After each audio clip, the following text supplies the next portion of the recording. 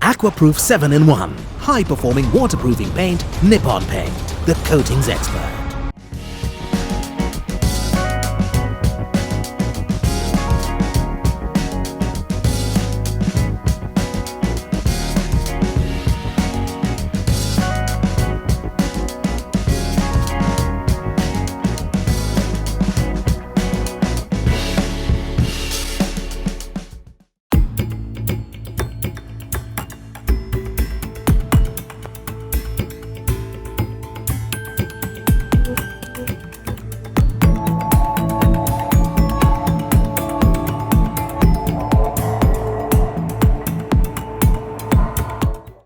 The Accident and Emergency Care Unit of Point Pedro Base Hospital, constructed as part of the Government of the Netherlands Development-Related Infrastructure Investment Vehicle Relief Loan Scheme, was officially vested in the public presence of President Ranil Wickremesinghe and Ambassador of the Kingdom of the Netherlands to Sri Lanka Bonnie Horbach.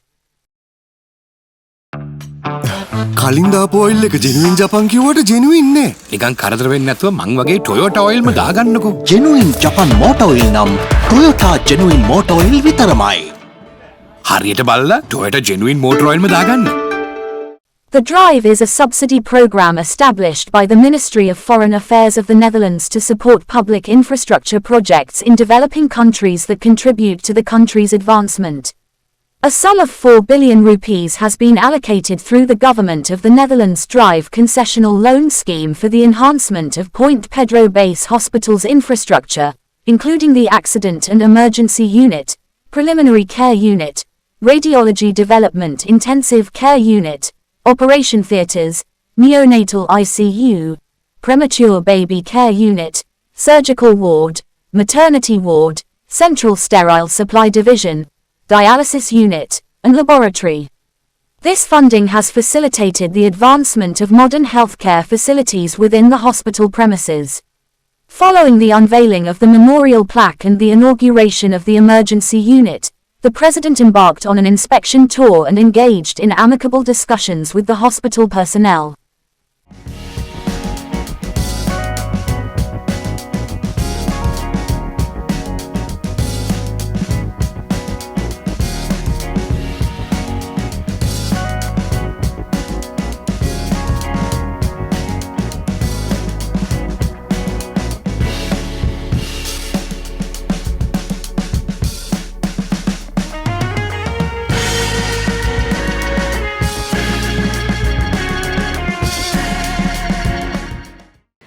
I am absolutely delighted to join you today for the opening of the Accident and Emergency Unit Base Hospital here in Point Pedro. It was almost 6 years ago that VAMED signed a contract with the Ministry of Health on the June 12th, 2018, which started the development of 4 hospitals in the northern region. The total value of these 4 hospitals is 16 million, and we decided that 25% of those 16 million euros will be in a grant form. But after the COVID hardships and the economic crisis, the Dutch government decided to increase the grant part of the total development cost with 35%. This increase shows the commitment of the Netherlands government in strengthening the health services in the northern province of Sri Lanka. Improving public infrastructure in the northern province is of paramount importance. Though since 2009, progress has been made in restoring roads and airports, schools, as well as health infrastructure, there are still challenges to be met. But the conflict, immigration, and a narrow economic base continue to have a huge impact. On top of that, the population of the northern province have specific needs, specifically in the area of mental health care, emergency care, women's care, and rehabilitation of war victims. It is understood that better health services will help expand the opportunities to a better and economically more productive life for the people living in the northern province. Therefore, hospitals are also an important part of the economic recovery of the North. Part of reconciliation is allowing and promoting the same rights for all Sri Lankan people.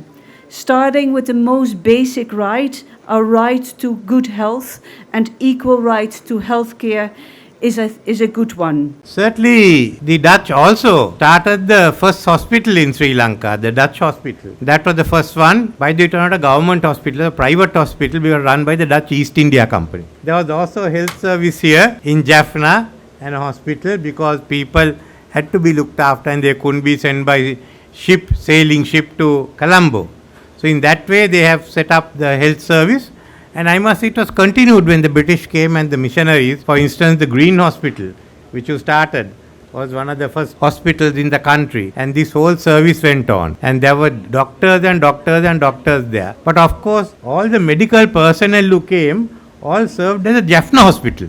There were no other hospitals out here. So all were serving in the Jaffna hospital. But Jaffna nevertheless had a good medical service till it broke down under the constant fighting which went on from 1983. I must thank the Dutch government for this facility which has been gifted because you are shifting it out of Jaffna into Point Pedro. And not only Point Pedro, at Kilinochchi, Mankulam and Vaunia, you are spreading it out. So that I must thank you all for the initiative that has been taken to develop hospitals outside the city of Jaffna. And I have no doubt that this practice will continue and that we will see further advancements as far as these hospitals are concerned. Because Jaffna has a large number of medical personnel.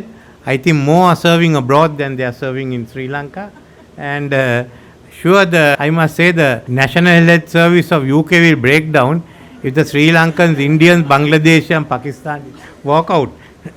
It is to that extent that we have gone in here. But now we have to think even of our own health system. When we started the health system in the 1930s and continued after independence, it was basically to deal with malaria, with children, with pregnancies. And actually it was strengthened during World War II by British, who further strengthened the system to serve the forces and the needs they had. So this system we have carried on. But now the whole profile of disease have changed and of illnesses have changed. For instance, you could see in our demographics, the birth rate has reduced. Then what have we got? We have larger number of older patients, the old age, to look after them. Then the different types of illnesses that are coming in. For instance, diabetes, for instance, cancer, many of the others. Then you have these pandemics like COVID, which came from nowhere. So the whole system is different. We can't run on one which was based on tropical medicine for tropical diseases. That's non-existent now. So the state minister has described to you many of the measures that we have been taking. But we have to think far more. What are we going to do? What is the future going to be? For instance, for every person we train as a doctor or a nurse, for every 100, I think about 30 or 40 leave the country. It's alarming. In fact, only on Monday I asked the Kotalavala Defence Academy and its hospital to increase the intake even up to about 200 or 300, just to meet up with this need. So there will have to be more and more facilities for training. We have given the NSBM, the National School of Business Management, the Green University, the right to run teaching hospital, and Lyceum also has been asked, will also get the right to run a teaching hospital. So this is one part of it. Secondly is, how do we deal with this? We have to change the whole concept of medicine as we've been doing. We can't do it ad hoc. But that means today, technology. Technology means it's more expensive equipment. How are we dealing with it? With AI coming in, how does it change the whole medical system? So we've got to think of it. And then where are we going to find the money? With the IMF, we have come to an agreement on the percentages, what we can do. So unless we develop rapidly, we will run short of money. So these are some of the issues that we have to face, and the government will go into it. Now that we are finishing the discussions with the IMF itself, but the whole issue of what is the health service, how do we do it, do we have national insurance, do you have some other system, do you look at how Scandinavia is financing its system, Or do you look at how New Zealand or others are doing? So these are important issues that we will have to take up in time to come. I don't want to take any more of your time, but I want to thank the Dutch government for this generous gift that has been given here. For more latest news, subscribe to FTTV.